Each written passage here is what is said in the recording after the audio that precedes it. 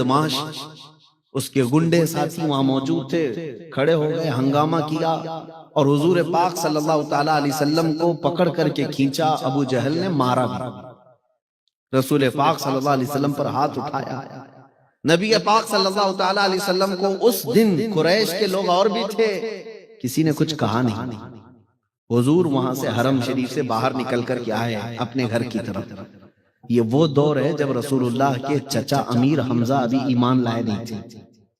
امیر حمزہ ایمان لائے ہوئے نہیں تھے، لیکن پہلوان آدمی تھے، مکہ والے ڈرتے تھے ان سے۔ وہ شکار کے لیے گئے تھے، شکار سے واپس آ رہے تھے، راستے میں کسی نے پکڑ کر کہا، حمزہ آج تمہارے یتیم بھتیجے محمد کو ابو جہل نے مارا پیٹا ہے اور کوئی بچایا نہیں۔ تو رشتہ داری کی جو غیرت تھی وہ جاگ گئی، کہا اس کی ہمت کیسے ہوئی کہ محمد کی طرف ہاتھ اٹھائے۔ یہ کون کہہ رہے؟ حمزہ کہہ رہے۔ اور گھر نہیں گئے، رسول پاک کے پاس نہیں گئے، سیدھے حرم شریف میں آئے۔ دیکھا تو خبیث مردود ابو جہل بیٹھا ہوا تھا، ٹھٹا مار کر ہنس رہا تھا لوگوں کے درمیان۔ اس مجمع میں سے جا کر کے ابو جہل کو پکڑ کر کے کھینچا، لائے حمزہ، امیر حمزہ، اور اس کو ہاتھوں سے اور لاتوں سے خوب گھونسے مارا، اور اس کے بعد کہا، خبردار، کیا تو نے یہ سمجھ لیا کہ محمد کے سارے رشتہ دار مر گئے؟ کبھی اگر محمد کی طرف اس کے بعد آنکھ بھی اٹھایا تو میں آنکھ پھوڑ دوں گا۔ میں اپنے بھتیجے محمد کا کفیل ہوں صلی اللہ علیہ وسلم۔ یہ ابو جہل کو مارا پیٹا، محبت تھی بھتیجے کی، لیکن ایمان نہیں تھا، ایمان لائے ہوئے نہیں تھے۔ مارا پیٹا اور اس کے بعد آئے، دیکھتے ہیں اب میرے بھتیجے محمد صلی اللہ علیہ وسلم کا کیا حال ہے، اب دیکھنے کے لیے آئے۔ رسول پاک صلی اللہ علیہ وسلم ایک جگہ بیٹھے ہوئے تھے، امیر حمزہ آئے، کہا، اے محمد، مجھے سننے میں آیا کہ ابو جہل نے آپ کو مارا ہے، غم مت کرنا، میں بدلہ لے لیا، میں تمہارے دشمن کو خوب مار کر کے آیا ہوں۔ حضور پاک صلی اللہ علیہ وسلم چہرہ نہیں اٹھائے، سنتے رہے، بات سنتے رہے، چہرہ نہیں اٹھائے۔ امیر حمزہ کہتے رہے، اب زیادہ غم مت کرو، مسکراؤ، ہنس دو۔ رسول پاک صلی اللہ علیہ وسلم ان کی طرف نہیں چہرہ اٹھائے۔ پھر جب امیر حمزہ نے بار بار کہا تو اب سننے کی بات ہے، اب سننے کی بات ہے۔ محمد عربی صلی اللہ علیہ وسلم، میرے آقا کا دل کیا تھا؟ حضور چہرہ اٹھاتے ہیں اور کہتے ہیں، اے میرے چچا حمزہ، آپ مجھے خوش دیکھنا چاہتے ہیں؟ آپ مجھے ہنستا مسکراتا دیکھنا چاہتے ہیں؟ امیر حمزہ نے کہا، ایک بار مسکرا دو۔ رسول پاک صلی اللہ علیہ وسلم نے فرمایا، اے میرے چچا حمزہ، آپ نے بدلہ تو لے لیا، اس کو مار کے آئے، لیکن میرے لبوں پر ہنسی اس وقت آئے گی جب آپ کلمہ طیبہ پڑھیں گے، آپ کے اندر ایمان آ جائے۔ امیر حمزہ نے اس دن پکار کر کہا، اشہد ان لا الہ الا اللہ واشہد ان محمد رسول اللہ۔ وہ کہتے ہیں دنیا کا کوئی عام انسان ہو تو اپنے دشمن سے بدلہ لیتے ہی خوش ہو جاتا۔ امیر حمزہ کہتے ہیں اس دن میں جان لیا کہ یہ اللہ کے سچے رسول ہیں، اپنے نفس کے لیے نہیں جیتے بلکہ اللہ کے بندوں کے لیے، ان کی ہدایت کے لیے میرے آقا یہاں پر آئے۔ عزیزان گرامی وقار، اس رسول پاک صلی اللہ علیہ وسلم کو امت کی فکر تھی، اور یہی بزرگوں میں بھی رہا، یہی بزرگوں میں بھی رہا۔ آپ کو پتا ہے مشہور واقعہ، جب رسول پاک صلی اللہ علیہ وسلم مدینے سے دور، لوگوں سے دور چلے گئے تھے، کسی کو خبر ہی نہیں تھی کہ کہاں گئے۔ حضرت ابو بکر صدیق رضی اللہ تعالیٰ عنہ ڈھونڈتے ڈھونڈتے ایک جنگل کی طرف آئے، پوچھا، ادھر ادھر دیکھتے رہے، ایک چرواہا جو بکریاں چراتا تھا وہ ملا۔ حضرت ابو بکر نے پوچھا کہ کیا تو نے ہمارے رسول محمد صلی اللہ علیہ وسلم کو دیکھا ہے؟ اس چرواہے نے کہا، میں تو نہیں پہچانتا کون ہے تمہارے رسول، لیکن ہاں اندر ایک پہاڑی کی کوہ کے بیچ میں یا جنگل کے درمیان کوئی ایک شخص ہے جو مسلسل رو رہا ہے، اور اس کے رونے کی وجہ سے میری بکریوں نے چارہ کھانا چھوڑ دیا۔ کون ہے؟ حضرت ابو بکر صدیق کہتے ہیں، میرا دل پکار کر کہنے لگا، اس طرح رونے والا کوئی اور نہیں، یہ صرف میرے مصطفیٰ کریم صلی اللہ علیہ وسلم۔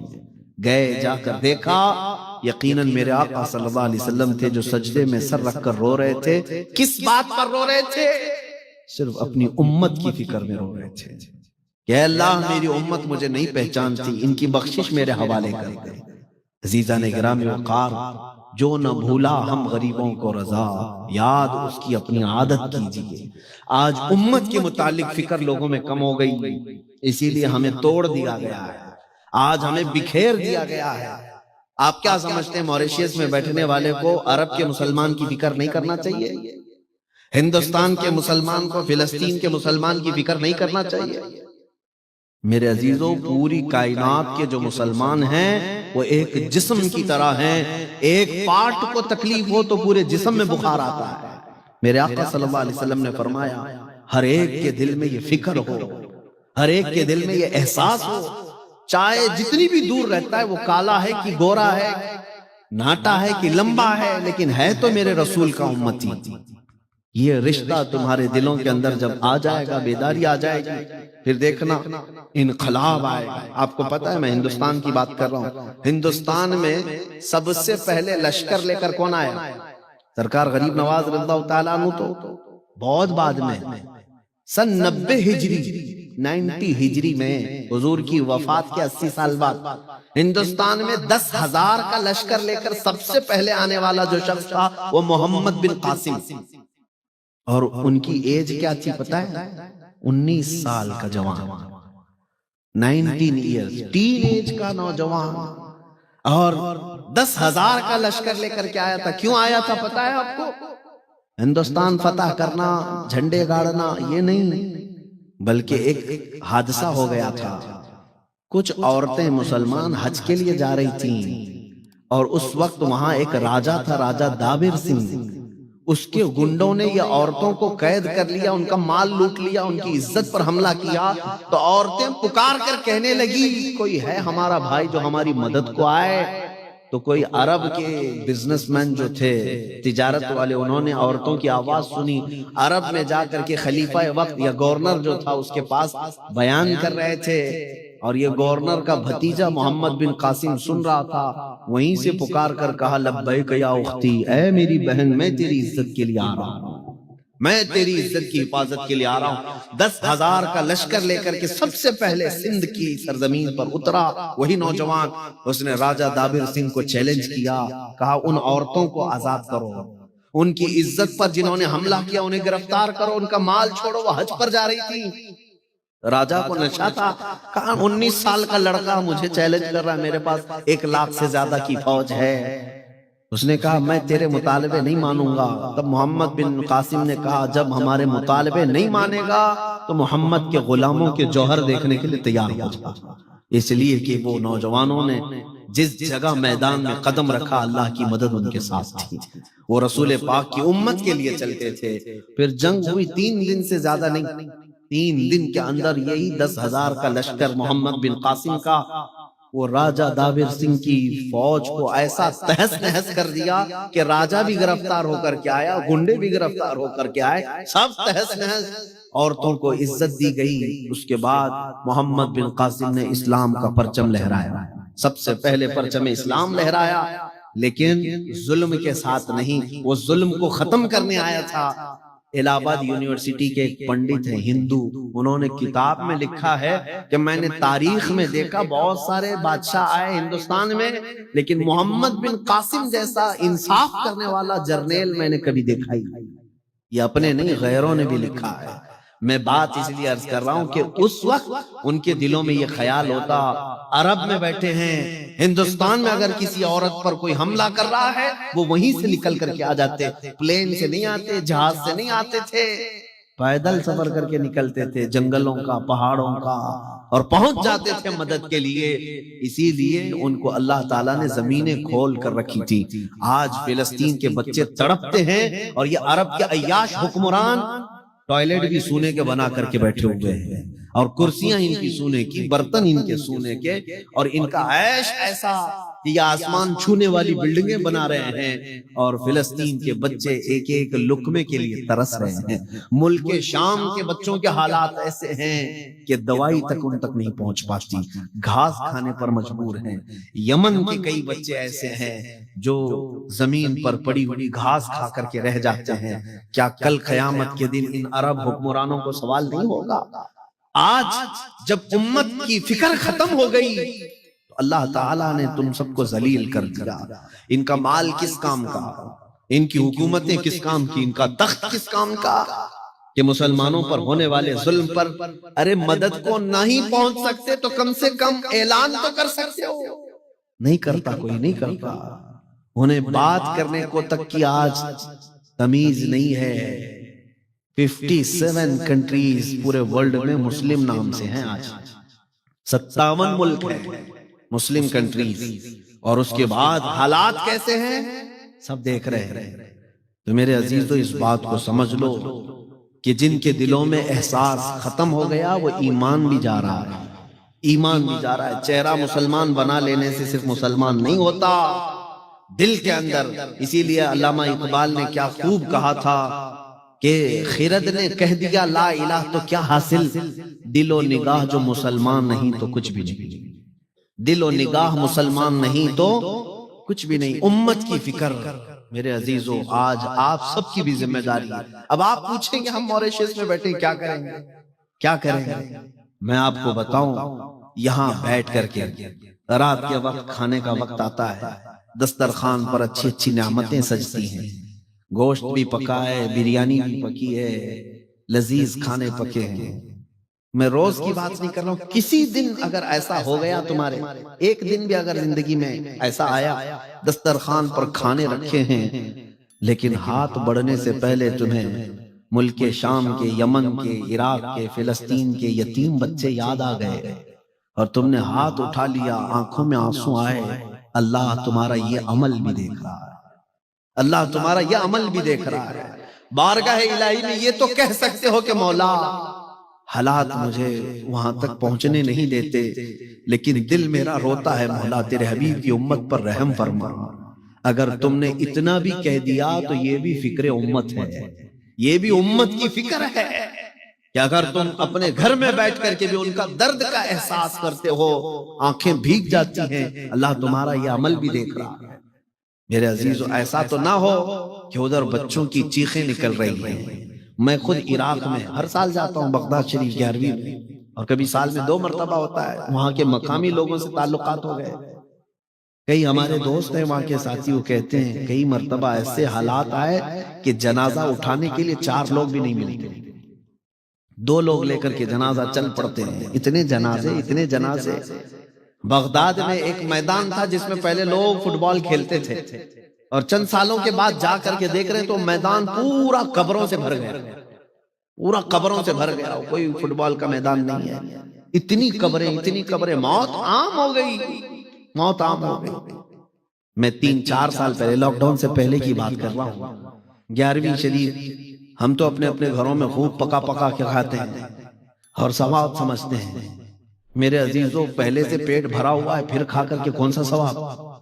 انٹرٹین کرتے ہو نیاز کے نام پر. ہاں کھانا کھلانا ثواب ہے، لیکن کس کو؟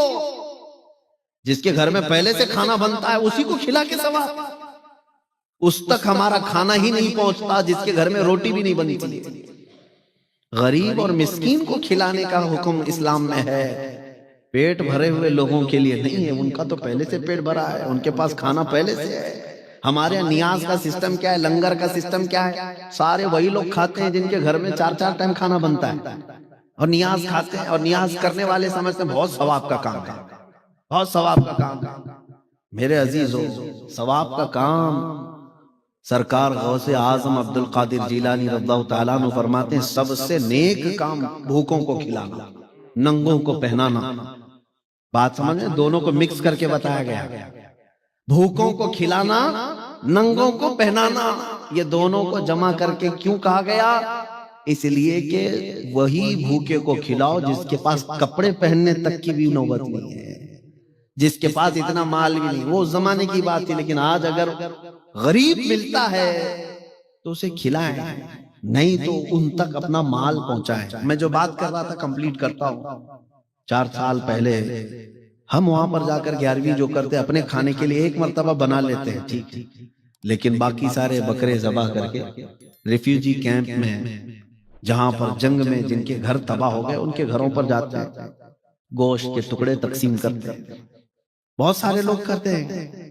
ہم بھی گئے تھے، میں یہ تجربہ آپ کو بتا رہا ہوں، آنکھیں آج بھی ہماری ڈبڈبا جاتی ہیں جب گوشت کے ٹکڑے لے کر ہمارا ڈرائیور پہنچا، وہاں بچوں کو اعلان، پوری جھوپڑیاں لگی ہوئی تھی کہ لوگوں گوشت آ گیا ہے تمہارے گھر، سارے گھروں سے بچے عورتیں سب نکل آئے، ہمارے ہاتھوں سے وہ گوشت ایسے چھین کر کے بھاگتے تھے جیسے کوئی چیل کوے چھین کے بھاگتے تھے۔ آج اس حالت پر امت مسلمہ کو کون لایا؟ کیا یہ میرے رسول کی امت نہیں ہے جس کو ایسا بھکاری بنا دیا گیا؟ ان کو ایک گوشت کا ٹکڑا لے کر کے، چھوٹی سی ایک لڑکی کو دیکھا وہ گوشت کا ٹکڑا لے کر بھاگ رہی ہے اور بیچ راستے میں چوم رہی، آنکھوں سے لگا رہی، گوشت کا ایک ٹکڑا 1.5 کلو کا ہوگا، آدھا کلو کا ہوگا۔ اس دن درد ہوتا ہے دل میں کہ ہم تو روز کھاتے ہیں اپنے گھروں میں، اور میرے آقا صلی اللہ علیہ وسلم کی امت کو ہم نے کبھی احساس نہیں کیا۔ اور تمہیں پتا ہے میرے رسول کی عادت کیا تھی؟ ماں عائشہ صدیقہ فرماتی ہیں میرے بستر میں حضور آرام کرتے تھے، کبھی بجلیوں کی آواز آتی تو رسول اللہ بستر چھوڑ کر باہر نکل جاتے تھے، باہر چلے جاتے تھے اور رونے لگ جاتے تھے، دعا کرتے، استغفار کرتے۔ حضرت عائشہ پوچھتی ہیں یا رسول اللہ جب بھی بجلیاں آتی ہیں آپ کیوں بستر سے نکل کر باہر آتے ہیں، روتے ہیں؟ رسول پاک صلی اللہ علیہ وسلم فرماتے ہیں اے عائشہ مجھے ڈر لگتا ہے جب بجلیاں آتی ہیں پچھلی امتوں کا عذاب یاد آتا ہے، کہیں یہ بجلیاں میری امت پر عذاب بن کر نازل نہ ہو جائے۔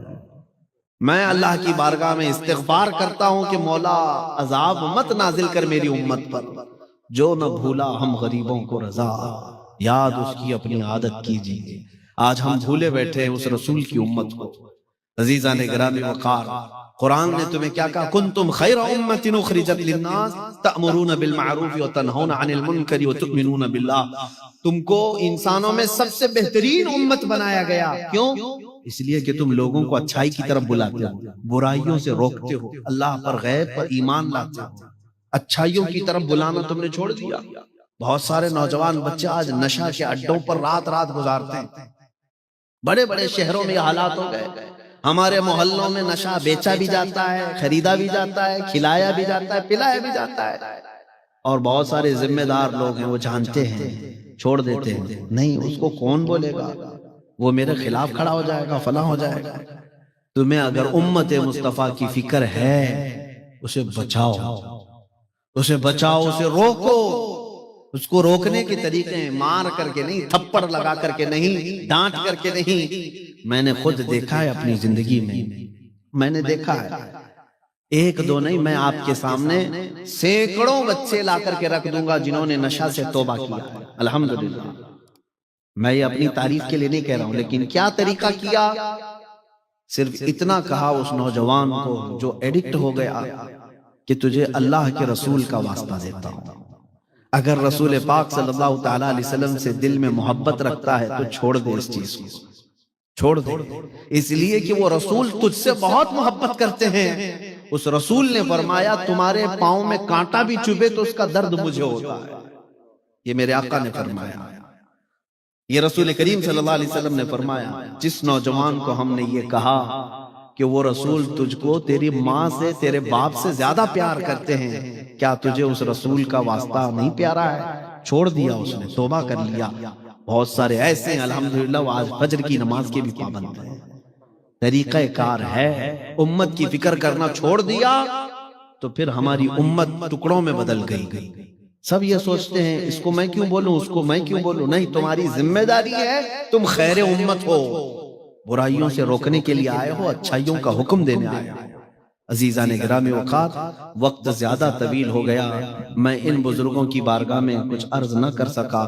سرکار محدث اعظم ہند رحمۃ اللہ تعالی علیہ کی صرف اتنی بات میں آپ کو بتا دوں کہ وہ محدث اعظم ہند تھے، محدث اعظم ہند۔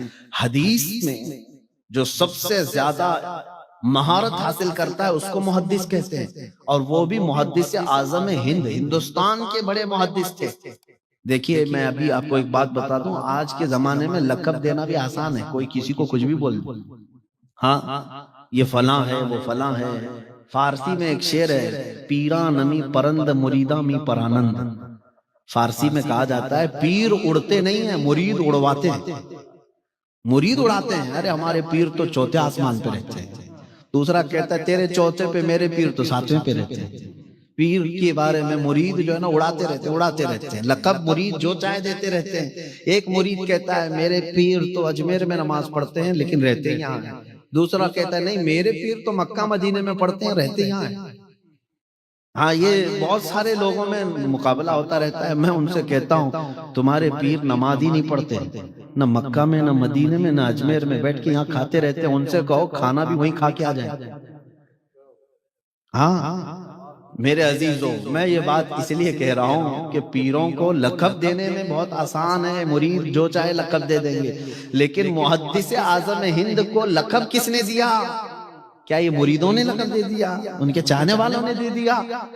نہیں، بلکہ ان کو پڑھائے ہوئے استاد نے لقب دیا۔ استاد اپنے شاگرد کو کہہ رہا ہے، اور وہ بھی علم حدیث میں کچھ بزرگوں کو 40 سال لگ گئے، کسی کو 50 سال لگ گئے بخاری شریف پڑھاتے پڑھاتے، جب ان کو محدث کہا جاتا ہے۔ لیکن حضرت محدث اعظم ہند کو صرف 17 سال کی عمر میں محدث اعظم ہند کہا گیا۔ یہ آپ کا کمال تھا علم حدیث میں۔ اللہ تبارک و تعالیٰ ان کے فیوز و برکات ہم سب کے سینوں پر جاری و ساری فرمائے۔ اور صرف حدیث میں نہیں، ایک جگہ اعظم گڑھ میں آپ نے تقریر فرمائی تھی، محدث اعظم ہند جو موجود لوگ تھے وہ کہتے ہیں ایک تقریر میں ہم نے دیکھا 25 لینگویج استعمال کیے تھے، 25 زبانیں الگ الگ آپ نے استعمال کیے۔ وہ جس میدان میں گئے اس کے بادشاہ تھے، جس میں مناظرے میں گئے، مناظرے میں دیوبندیوں کے دانت کھٹے کر کے آئے، مناظر اعظم بھی تھے، ایڈوکیٹس تھے، وکیل حضرات ان کے سامنے بات کر رہے تھے۔ بھاگلپور میں 1 گھنٹہ تک تقریر کیے، پورے آرٹیکلز جتنے بھی انڈین یہ جو ہمارے لا ہیں اس کے بارے میں بات کرتے رہے، پینل کوڈ فلاں، یہ آرٹیکل 3 سب بات کرتے رہے۔ تو وکیل جتنے بیٹھے ہوئے تھے ایڈوکیٹ، انہوں نے کہا کہ آپ انڈین لا کے حافظ ہیں، ہمیں یاد نہیں یہ ساری چیزیں، آپ تو ایسا پڑھ رہے ہیں جیسے کہ آپ نے حفظ کیا ہے۔ بہرحال میرے عزیزو، یہ سب کمال ہے عشق رسول کا۔ جو بندہ اپنے آپ کو رسول اللہ کے لیے وقف کرتا ہے، دنیا کے سارے علوم اس کو صدقے میں دے دیے جاتے ہیں۔ اعلیٰ حضرت نے بھی یہی فرمایا، بچپن میں مجھے میتھمیٹکس پڑھنے کا، منطق اور فلسفی پڑھنے کا شوق تھا، کتابیں لے کر بیٹھتا تھا۔ میرے والد گرامی حضرت علامہ نقی علی خان صاحب آئے، دیکھا میں یہ میتھمیٹکس حساب کی کتابیں پڑھ رہا ہوں تو انہوں نے میرے ہاتھ میں سے کتابیں لے لی، کہا احمد رضا یہ سب کیا پڑھ رہا ہے، رکھ۔ کہا علم حدیث پڑھ، رسول اللہ کے دین کی یعنی فقہ پڑھ، حدیث پڑھ، اور وہ حدیث اور فقہ کے صدقے میں اللہ سارے علوم یوں ہی تجھے عطا کر دے رہا۔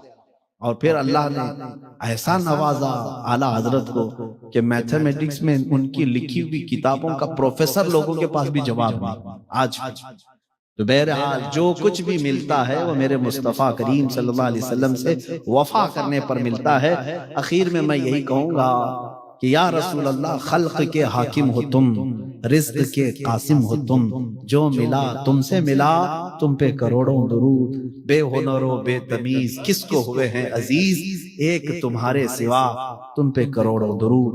آج اہل موریشس سے میں کہتا ہوں، آئیں ہم سب یہ عہد کرتے ہیں کہ اگر اپنی زندگی میں کسی کو راضی کرنا ہے، ایک بات میں آپ کو بتا دوں، کچھ نوجوان صرف چند دوستوں کو راضی کرنے کے لیے اپنا چہرہ بدل لیتے ہیں۔ ہاں، داڑھی نکال کے پھینک دیا، کیوں؟ اس لیے کہ دوسرے لوگ ہم کو بولیں کہ پرانے زمانے کا آدمی لگ رہا ہے، کیا بوڑھا ہو گیا، مولانا ہو گیا، مولوی صاحب ہو گیا۔ اس کو صرف چند لوگوں کو راضی کرنے کے لیے اپنے آپ کو بدل لیا، لیکن پھر بھی وہ راضی نہیں رہتے، تم دنیا کو ننگا ہو کر کے بھی راضی نہیں کر سکو۔ ایک بات یاد رکھیں، کچھ بھی اپنے آپ کو بدل لو، لوگ بولتے رہیں گے ہو تم کو یہ دنیا چھوڑتی نہیں، یہ کپڑے پہنو تو مجھے بولتے ہیں، عام کپڑے پہنو تو بولتے ہیں، اگر سادے کپڑے پہن کر کیا ہو تو بولتے ہیں مولانا تو یہ کچھ ہے ہی نہیں، بھکاری دکھتا ہے۔ بہت زیادہ کپڑے پہن لو، اچھے کپڑے پہن لو تو بولتے ہیں پتہ نہیں کہاں سے پیسہ لا رہا ہے۔ سائیکل پر جاؤ تو غریب ہے، یتیم ہے بیچارہ، کار میں جائے گا تو بولا سب کا مال لوٹ کے جا رہا ہے۔ تو لوگوں کی کوئی بھی یہ رہتی نہیں، لیکن میں یہ کہتا ہوں کہ تم اپنے آپ کو کیوں بدلنے جا رہے ہو؟ جس کے دل میں یہ بات آتی ہے نا، لوگ کیا کہیں گے، لوگ کیا کہیں گے، ایسا کروں گا لوگ کیا کہیں گے، ان کے لیے میں ایک ہی جملہ کہتا ہوں، لوگ کچھ نہیں کہتے، مرنے کے بعد صرف انا للہ کہتے ہیں۔ بس یہی ایک اچھی چیز بولتے ہیں انا للہ و انا الیہ راجعون، باقی زندگی میں ان کا خیال مت کرو کیا کیا بولتے تھے۔ لوگوں کے لیے جیتے رہو گے تو یہ لوگ کتا بنا دیتے ہیں، کچھ بھی بنا دیتے ہیں، لیکن اگر آپ کو راضی کرنا ہو تو مدینے کے تاجدار کو راضی کرو، اس لیے جو بہت جلدی راضی ہوتے ہیں۔ اپنے خدا کو راضی کرو، وہ ایک سجدے میں راضی ہوتا ہے، ایک سجدے میں راضی ہوتا ہے۔ باقی دنیا کو راضی کرتے کرتے لوگ تھک گئے، لیکن دنیا راضی نہیں ہوتی، اور اگر ایک راضی ہو گیا تو دوسرا ناراض ہے۔ آپ محلے میں رہتے ہیں، پورے محلے کو راضی کر کے دکھاؤ، چیلنج ہے میرا۔ ہاں آپ کیا سمجھتے ہیں؟ نہیں ہو سکتا۔ میں اپنے لیے کہہ رہا ہوں، میں اپنے لیے کہتا ہوں، سننے والے ہمارے لاکھوں ہوں گے، لیکن گالیاں دینے والے بھی، نفرت کرنے والے بھی۔ تو اگر میں ان نفرت کرنے والوں کو دیکھوں تو اپنے آپ کو بہت کچھ ادھر ادھر کرنا پڑ جائے گا۔ مجھے شیخ سعدی رحمت اللہ علیہ کی وہ بہت اچھی بات یاد آتی ہے کہ آپ سے کسی نے کہا کہ آپ کو فلاں برا بولتا ہے، فلاں برا بولتا ہے، اس کا بھی تو کچھ جواب دو۔ انہوں نے کہا تھا مجھے جو پیار کرتے ہیں ان کے لیے میرے پاس ٹائم نہیں، نفرت کرنے والوں کو کہاں ٹائم ہے؟ پہلا حق تو ان کا ہے، جو چاہتے ہیں ان کا حق ہے۔ میرے عزیزو، ہم بچپن میں ایک چیز پڑھتے تھے، میں صرف یہ اس لیے کہہ رہا ہوں، کوئی لطیفہ نہیں، اپنے آپ کو کچھ نوجوان صرف اس لیے چینج کرتے ہیں کہ دنیا میں اچھا لگوں، دنیا میری تعریف کرنے لگے۔ تم اپنے آپ کو چینج کرتے ہو لیکن پھر بھی گالی کھاتے ہو، پھر بھی برا۔ تم نے اپنے ہیئر سٹائل الگ کر لیے، ہاں لباس کا سٹائل بدل لیا کسی کو راضی کرنے کے لیے، لیکن ایک راضی ہوا دوسرا بولتا ہے ارے کیسے کپڑے پہنا ہے۔ تمہاری یہی زندگی گزر جائے گی، کوئی نہ کوئی تم میں عیب لگاتا رہے گا۔ بچپن میں ہم نے کتاب میں ایک بات پڑھی تھی کہ بیچارے ایک شوہر بیوی گدھا لے کر کے جا رہے تھے، تو شوہر نے بیوی کو بٹھایا، گدھا خود پکڑ کے جا رہا تھا، عورت ہے ساتھ میں اس کو سوار کرے۔ چوک پہ بیٹھے ہوئے لوگ کمنٹس کرنے لگے بیوی کا غلام جا رہا ہے، عورت کا غلام ہے، عورت کو بٹھایا خود چل کے جا رہا ہے۔ اس کو بات بری لگی، عورت کو اٹھایا خود بیٹھ کے جانے لگا۔ تھوڑی دور آگے جانے کے بعد کچھ لوگوں نے دیکھا اور کہا ظالم آدمی ہے، عورت کو چلا رہا خود بیٹھا ہوا، خود بیٹھا ہوا۔ وہ بیچارہ اتر گیا، کہا کہ نہیں چلو کوئی نہیں بیٹھے گا، دونوں چل کے جاتے ہیں۔ تیسری جگہ کچھ لوگ بیٹھے تھے، انہوں نے کہا کتنے بیوقوف ہیں، سواری ہے پھر بھی چل کے جا رہے ہیں، سواری ہے ساتھ میں لیکن پھر بھی پیدل جا رہے ہیں۔ اس نے کیا کہا اب ایک ہی چیز باقی رہتی، گدھے کو اٹھا کے لے جاؤ۔ اب کیا بچا؟ لوگوں کی باتوں سے بچنے کے لیے لاسٹ چیز بچی، گدھے کو اٹھا لے۔ یہی حالت ہو جاتی ہے، جو لوگوں کے لیے اپنے آپ کو چینج کرتے ہیں انہیں آخر میں گدھا اٹھانا پڑ جائے گا، آخر میں گدھا اٹھانا پڑ جائے گا۔ اس لیے اس کا علاج کیا ہے؟ اس کی نہ دیکھو، اس کو راضی نہ کرو۔ بریلی کے امام نے یہ فرمایا آج لے ان کی پناہ آج مدد مانگ ان سے، ہاں آج لے ان کی پناہ آج مدد مانگ ان سے، کل نہ مانیں گے قیامت میں، اگر مان گیا انہیں جانا انہیں مانا، نہ رکھا غیر سے کام، للہ الحمد میں دنیا سے مسلمان گیا۔ تمہارے جسم پر کپڑے پھٹے ہوئے ہوں، پیوند لگا ہوا ہو، بال الجھے ہوئے ہوں، لیکن رسول کے لیے جیتے تھے، وہ رسول پاک کبھی یہ نہیں کہتے کہ اس کے کپڑے پھٹے ہوئے ہیں، اس کا جسم فلاں ہے۔ حضرت صہیب رومی یہ مکہ مکرمہ سے آ رہے تھے، ان کے ماں باپ کافر تھے، ان کو کہا تھا کہ ہم پورے مال سے تمہیں آگ کر دیں گے، انہوں نے کہا مال پورا لے لو۔ باپ نے گنڈوں کو لگایا یہ جب مدینے جائے گا اس کو مارنا، گنڈے آئے بیچ راستے میں بہت مارا، ان کی آنکھ پھٹ گئی، ناک پھٹ گئی، گھٹنے ٹوٹ گئے، لیکن پھر بھی وہ واپس مکہ جانا نہیں چاہتے تھے، مدینہ آنا چاہتے تھے ہجرت کر کے۔ جوانی کا وقت ہے، یہاں تک کہ ماں جو سب سے زیادہ بچوں سے پیار کرتی ہے، ماں نے کیا کہا تھا پتہ ہے صہیب، تیرے جسم پہ جو کپڑے ہیں نا وہ ہمارے کمائی کے، ہمارے پیسوں کے، وہ کھول کے دے دے۔ انہوں نے کپڑے بھی کھول کے دے دیے، ٹاٹ گونی کا لباس اوڑھ لیا، کانٹے لگا لیے، اور ایسے ہی چل کر کے مدینے آئے تھے۔ کتنا لمبا سفر کر کے جب مدینے پہنچے، صحابہ کہتے ہیں رسول پاک صلی اللہ علیہ وسلم مسجد نبوی سے نکل کر کے گردن اونچی کر کر کے کسی کا انتظار کر رہے تھے۔ صحابہ نے پوچھا یا رسول اللہ کوئی قافلہ آ رہا ہے؟ حضور نے فرمایا نہیں، میرا دیوانہ آ رہا ہے، میرا ایک دیوانہ آ رہا ہے. جب لوگوں نے دیکھا وہ دیوانہ کون تھا, وہ حضرت صہیب تھے. جب وہ قریب آئے, میرے آقا صلی اللہ علیہ وسلم نے سب سے پہلے کیا کیا, ان کو سینے سے سینہ لگایا اور اپنی چادر اٹھا کر ان کو پہنا دیا. اور جانتے ہیں حضرت صہیب زندگی بھر پھر اس چادر کو کبھی ہٹاتے نہیں تھے. جب ان کی موت قریب آئی تب لوگوں کو اعلان کیا, اے لوگوں, میرے جسم پر کچھ ہو یا نہ ہو, میری قبر بھی یہ چادر ضرور ہونی چاہیے. اس لیے کہ جب میری ماں نے میرے کپڑے لے لیے تھے, اس وقت اگر مجھے کسی نے کپڑے پہنائے ہیں تو تاجدار مدینہ کی ذات ہے.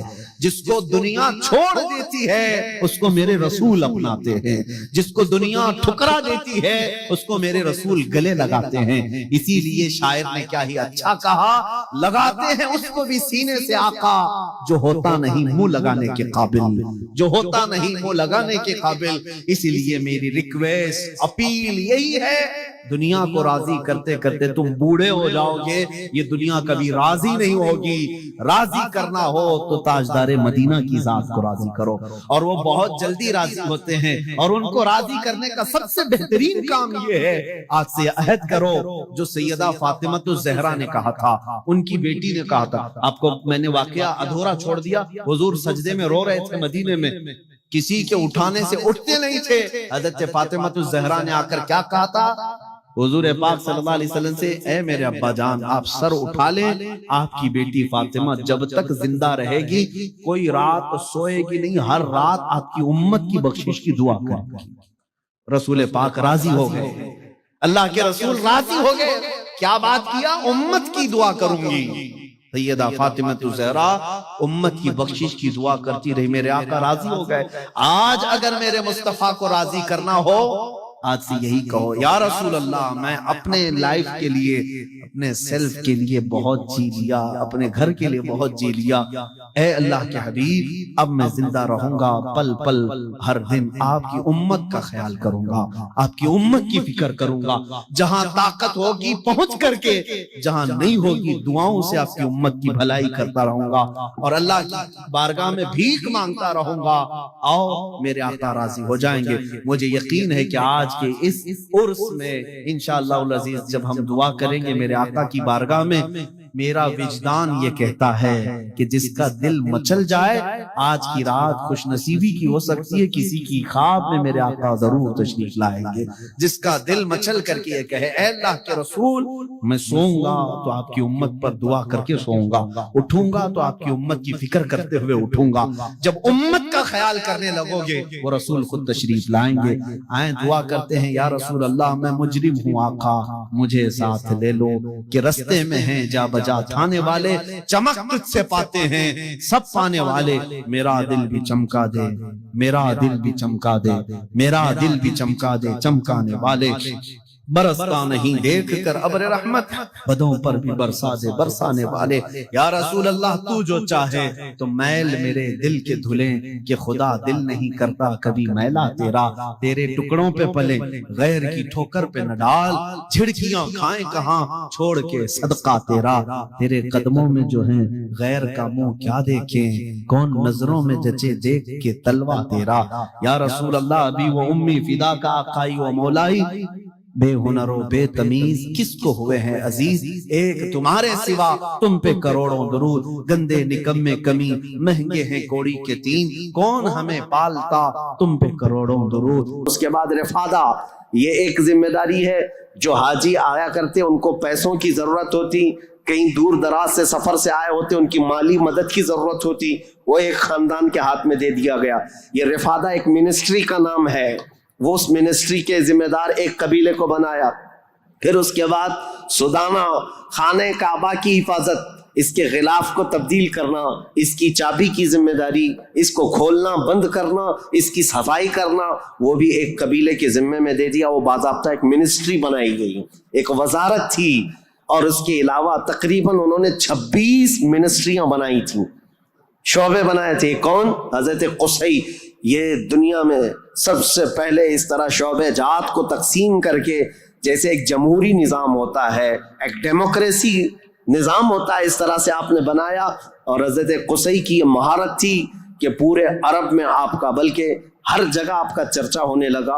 اور حضرت قصی نے اس چیز کو اتنے اونچے لیول تک لے جا کر وہاں مکہ مکرمہ کو پوری دنیا میں متعارف کیا کہ لوگ یہاں کی خدمتیں دیکھنے کے لیے آیا کرتے تھے. ہر قبیلے کو الگ ذمہ داریاں تھیں. یہ تاریخ ہے. اس کے بعد قصی جلدی ہی انتقال کر گئے، حالانکہ ان کو زیادہ وقت نہیں ملا، ان کا زیادہ وقت نہیں تھا. ان کی شادی ہوئی. شادی ہونے کے بعد ان کے گھر جو بیٹے پیدا ہوئے ہیں وہ 2 بیٹے تھے، ایک عبد الدار اور ایک عبد مناف. قصی نے اپنی ساری ذمہ داریاں، اپنی جانشینی عبد مناف کو دے دیا. عبد مناف یہ بہت ہی پاکیزہ اخلاق کے انسان تھے اور لوگوں میں بہت ہی معزز تھے، مکرم تھے.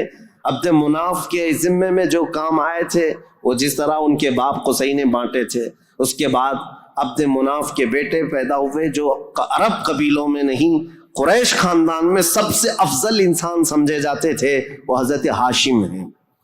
ہاشم، ان کا لقب ہاشم اس لیے تھا کہ یہ اتنے فیاض تھے، اتنے سخی تھے کہ اپنا مال کا اکثر حصہ پورا حاجیوں کو کھلانے میں تقسیم کرتے تھے. ایک بار عرب میں قحط پڑ گیا تھا، لوگ بھوکے تھے اور لوگوں کے پاس مال و دولت کی کمی بہت زیادہ آ گئی. تو حضرت ہاشم نے سال بھر روٹیوں کے ٹکڑے کر کے ان کو شوربے میں ڈبو کر لوگوں کو پیٹ بھر کر کھلاتے تھے.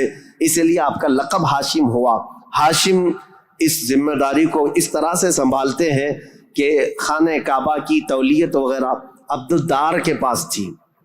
سقایا، رفادہ، جس کو میں ابھی نام دے کر کے جو منسٹریاں بتایا کہ یہ الگ الگ قبیلوں کے ذمے تھی. تو عبد الدار جو ایک ان کے پردادا کے ہی خاندان میں لوگ تھے، انہوں نے بدعنوانیاں شروع کی تھیں، ٹیکس لگایا، حاجیوں سے پیسہ لیا.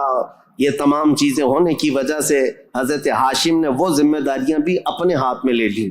اب قریش خاندان میں حضرت ہاشم کے پاس جو ذمہ داریاں تھیں وہ یہ تھیں کہ آپ رفادہ یعنی حاجیوں کو مالی مدد دینے کے بھی آپ ہی ذمہ دار تھے. سقایا، مینا میں حاجیوں کو پانی پلانے کے ذمہ دار بھی آپ ہی تھے. اور سدانہ، خانہ کعبہ کی چابی اور کلید بردار جو کہتے ہیں، وہ بھی ذمہ داریاں آپ نے لے لی تھی. اتنا ہی نہیں، ندوہ ایک وہاں کی ایسی بیٹھک کا نام ہے جو عدالت بھی ہے، پارلیمنٹ بھی ہے، مشورے کی جگہ ہے، جہاں سب کے فیصلے کیے جاتے تھے، وہ بھی حضرت ہاشم کے ذمے میں تھی. حضرت ہاشم، ان کا بھی معاملہ ایسا ہوا کہ انہوں نے شادی فرمائی اور ان کے ہاں ایک ہی بیٹا پیدا ہوا جن کا نام شیبہ تھا. حضرت ہاشم کے گھر ایک بیٹا پیدا ہوا شیبہ، اور اس کے بعد حضرت ہاشم کا انتقال ہو گیا. شیبہ بچپن میں ہی اپنے باپ سے محروم ہوئے اور ان کے چچا تھے مطلب، جن کا نام تھا، ہاشم کے بھائی، سگے بھائی تھے. مطلب نے یہ شیبہ کو گود لے لیا اور پرورش کی، اور اتنی اچھی پرورش کی کہ لوگ جو ہے شیبہ کو ان کے اصلی نام کی بجائے مطلب کا غلام یا مطلب کا بیٹا کہتے ہوئے عبد المطلب ہی کہنے لگ گئے. یہ عبد المطلب میرے آقا صلی اللہ تعالی علیہ وسلم کے سگے دادا ہیں. عبد المطلب، ان کا اصل نام شیبہ ہے. اب یہ خانہ کعبہ کی تولیت کی ذمہ داری سب سے لمبے عرصے تک سنبھالنے والے یہی ہیں. کافی لمبا ٹائم ان کو ملا. عبد المطلب کے زمانے میں ہی وہ اصحاب فیل کا واقعہ پیش آیا جو ابرہہ بادشاہ خانہ کعبہ کو ڈھانے آیا تھا. یہ حضرت عبد المطلب کے زمانے میں پیش آیا. حضرت عبد المطلب کے بھی تقریباً کافی اولاد ہوئیں، بیٹے ہوئے 12 کے قریب ان کی بھی اولاد ہوئیں. آپ نے ایک منت مانی تھی کہ اگر میں اپنے سارے بچوں کو جوانی کے حالت میں دیکھ لوں تو ان میں سے ایک بیٹا اللہ کی راہ میں قربان کر دوں گا. جب سارے بچے آپ کے جوان ہو گئے تو حضرت عبد المطلب خانہ کعبہ کے پاس گئے اور اس کے بعد آپ نے قرعہ اندازی کی اپنے بیٹوں کے نام نکال کر کے کہ کس بیٹے کا نام نکلے گا جس کو قربان کیا جائے. تو آپ نے جب قرعہ اندازی کی تو آپ کے چھوٹے بیٹے حضرت عبداللہ کا نام نکلا. قربانی کے لیے حضرت عبداللہ کا نام نکلا. حضرت عبد المطلب کے وہ سب سے زیادہ محبوب تھے، نور نظر تھے. آپ نے سارے لوگوں سے مخاطب ہو کر کے کہا کہ اس مسئلے کو کیسے حل کریں، تو سارے لوگوں نے کہا کہ اللہ رب العزت کے معاملات اللہ کے حوالے اس کو چھوڑ دو۔ پھر آپ نے خواب میں دیکھا کہ اس کا معاملہ ایسا ہے کہ اپنے اس نور نظر محبوب بیٹے کی قربانی کی بجائے ان کی جگہ 100 اونٹ قربان کر دیے جائیں، تو 100 اونٹ قربان ہوں گے لیکن آپ کے بیٹے کی قربانی بھی مان لی جائے گی کہ آپ نے بیٹے کو بھی قربان کیا۔ آپ نے حضرت عبداللہ کی جگہ پر 100 اونٹ قربان کیے۔ اسی لیے تو میرے آقا صلی اللہ علیہ وسلم نے ایک حدیث میں فرمایا ہے انا ابن الذبیحین، اے لوگوں میں 2 ذبیحوں کا بیٹا ہوں، ایک ذبیح اسماعیل علیہ السلام ہے، دوسرے ذبیح میرے باپ عبداللہ ہے۔ یہ رسول اللہ صلی اللہ علیہ وسلم نے فرمایا کہ اب یہ حضرت شیبہ حضرت عبد المطلب جو خانہ کعبہ کی تولیت کو سنبھالتے رہے، یہ تاریخ یہاں تک آئی۔ آل اسماعیل ہیں، یہ اسماعیل علیہ السلام کی اولاد۔ تاریخ کو میں نے شروع کیا تھا حضرت ابراہیم علیہ السلام سے، پھر اب حضرت عبد المطلب رضی اللہ تعالیٰ عنہ خانہ کعبہ کی تولیت سنبھالتے رہے، اور اس کے بعد اپنے سارے بیٹوں کی شادیاں کی۔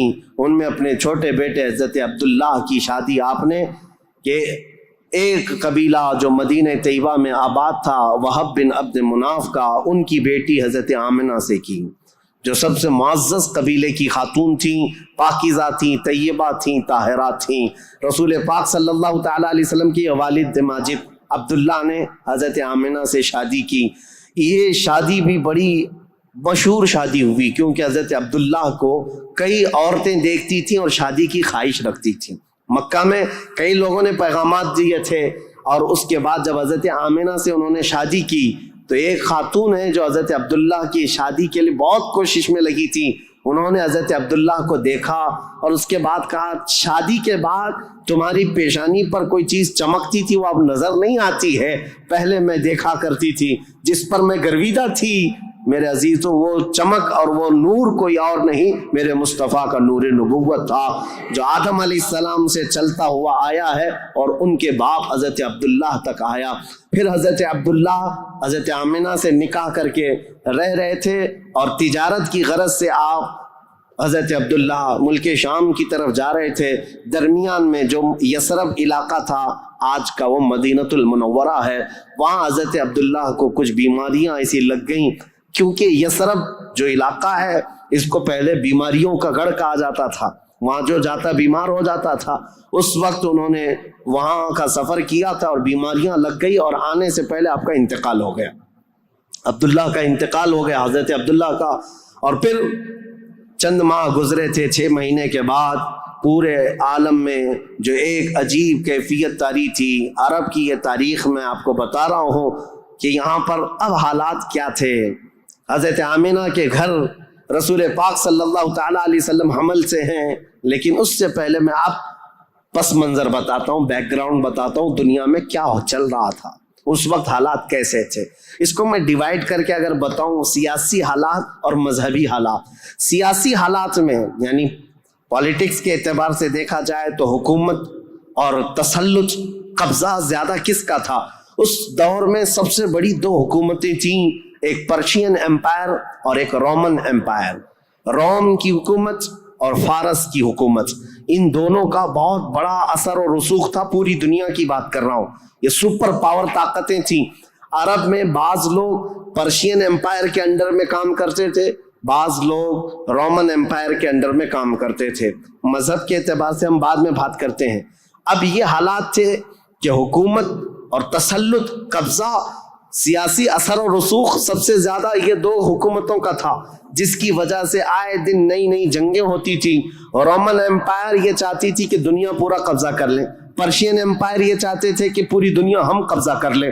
اس آڑ میں 2 سپر پاور کے ٹکراؤ میں پوری دنیا میں جنگیں روز روز چلتی رہتی تھی۔ یہ حالات تھے سیاسی۔ عرب لوگوں کی خود کی کوئی حکومت نہیں تھی، ان کی خود کی کوئی حکومت نہیں تھی، لیکن وہی مکہ مکرمہ سے جو ان کے خاندانی حالات کی سرداری چلتی تھی بس۔ لیکن دنیاوی حکومت کے اعتبار سے یہ لوگ پرشین امپائر کے انڈر میں کام کرتے تھے یا پھر رومن امپائر کے انڈر میں کام کرتے تھے۔ یہ 2 طرح کی حکومتیں چل رہی تھیں۔ اب مذہبی حالات کے اعتبار سے دیکھا جائے تو میں 4 حصوں میں تقسیم کرتا ہوں پوری دنیا کو۔ 4 हिस्सों में। फारस जिसको आज पर्शिया के हैं आप, ईरान जो आज के दौर का है, इसकी सरहदें और भी बड़ी थी, बुलंद थी। पर्शिया या जिसको उस वक्त पर्शियन एम्पायर कहा जाता है, मजहबी हालात क्या थे इनके? मजहबी हालात इतने खतरनाक थे कि इनके यहाँ शुरू से कभी एक खुदा का तस्वुर आया ही नहीं। ये शिरक में ही मुब्तला रही कौम है, हमेशा बुतों की, हमेशा आग की परस्तिश करने में सबसे ज्यादा मशहूर कौम है ये पर्शिया के लोग, यानी फारस के लोग। आग की पूजा में इनका कोई नाम निशानी नहीं था। 1000 साल तक एक आग को बुझने नहीं देते थे लोग। इस तरह कई बुत कदे थे, कई आतिश कदे थे। ये फारस के इलाके में ये हालात थे कि एक खुदा का तो तस्वुर ही नहीं था, और गलबा ऐसा था कि जो हाकिम होता था उसकी इबादत की जाती थी, जो माल वाला है उसके सामने सजदे होते थे, जिसकी ताकत है उसके सामने झुक जाए। ये हालात पर्शिया के थे। और रोमा के हालात क्या थे?